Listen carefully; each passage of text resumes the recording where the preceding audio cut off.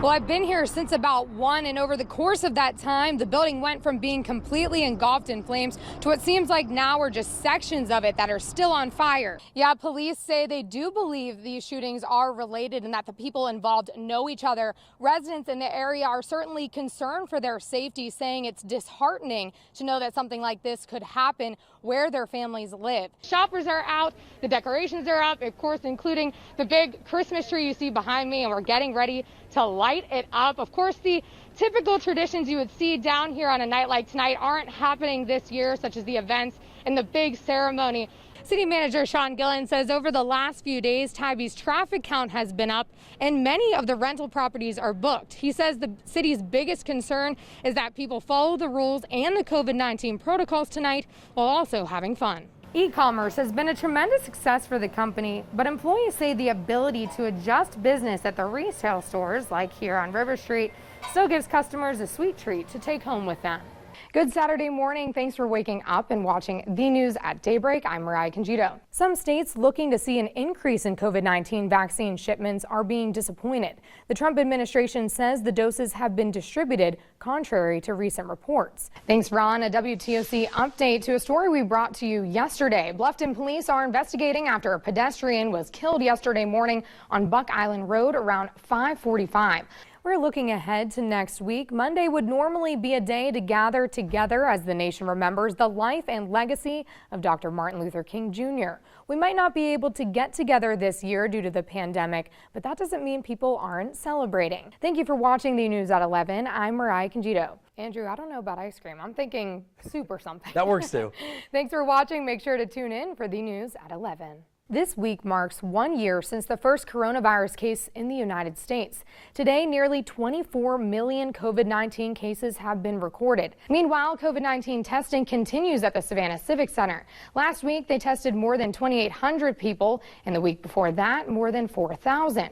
More COVID-19 vaccines went out this morning to a senior living facility on Wilmington Island. Next, the Mega Millions jackpot is still on the rise. How high the prize is now and when the next drawing is.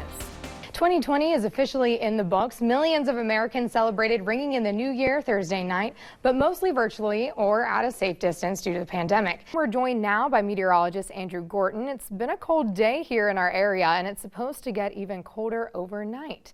Andrew, what can people expect heading into their Monday morning? A man is now behind bars after a New Year's Day shooting in downtown Savannah that left one person dead and 2 others injured. And we're just days away from the inauguration of President-elect Joe Biden. How D.C. is preparing for the transition. With full military honors, 4 unclaimed veterans were laid to rest here at the Beaufort National Cemetery as dozens of people came to show their respects. 4 Vietnam War veterans were given a proper burial as fellow veterans and members of the community watched to pay tribute to the men for their service.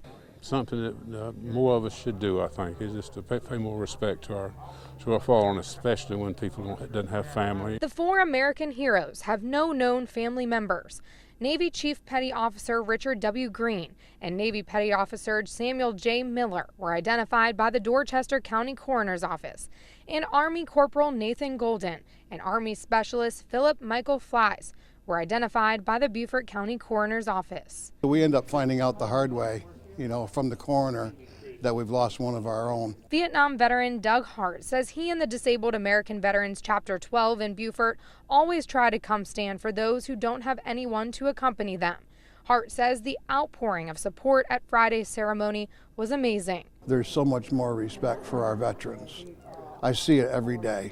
The veterans were given a proper escort by the Dorchester County, Charleston County, and Beaufort County Sheriff's offices. All 4 urns were displayed with flags. This was followed by a flag presentation and flowers laid one by one in a forget-me-not ceremony to close out the service. And in death, they deserve the best final resting place that can be offered. And I think Beaufort National really tops the list in our state. That was a right and fitting centerway for these gentlemen. In Beaufort County, Mariah Congedo, WTOC News. The Canine for a Day program starts today. Riley is the first dog to kick it all off. You ready? Let's go. Let's go. Oh!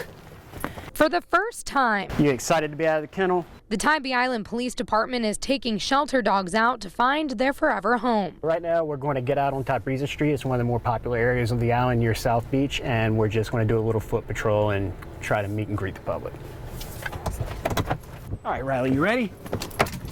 This partnership with the Humane Society of Greater Savannah is during a time when not a lot of dogs are being adopted. It's amazing to get the dogs out.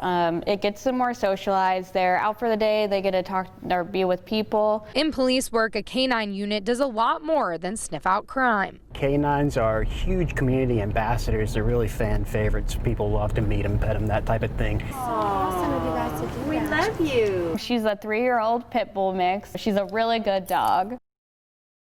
We're going to exercise them, socialize them, and give them a little bit of exposure to try to help them get adopted. Hey there, you're looking for a new best friend, right? Oh, yes. That's great. I'm so glad y'all are doing that. Yes, ma'am. Say hey. With this being one of the more popular areas on the island, we'll probably be spending a lot of time with the dogs down here. Tybee police say not only is this a benefit for the animals, but it's a benefit to the officers. They get to spend the time doing something fun at work and have some company in the car with them. I've been with her for a couple hours now, and we're best friends. Dogs just like Riley will be out on the island every other Thursday. In Tybee Island, Mariah Congedo, WTOC News.